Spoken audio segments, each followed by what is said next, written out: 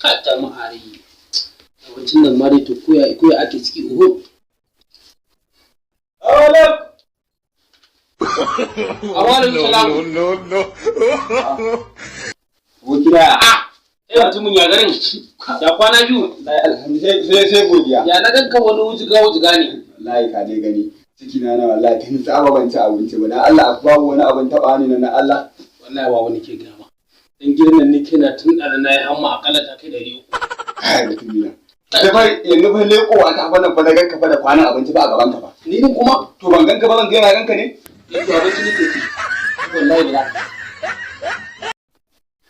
Ba aboki na. Duk taron da muke da kai amma ai tare ta wuce nan. Na ga ai idan na cinye abincin sai mu taron. A waje ne ake wannan taron. Ana bahariyan nan. Kai ka san kono da su abincin nan? Kada he mata ta yi baki tare wadda abincin wannan na samu. To an yi ma kuma an ga babanka ne ko? To ba dai zaka ci shi ba.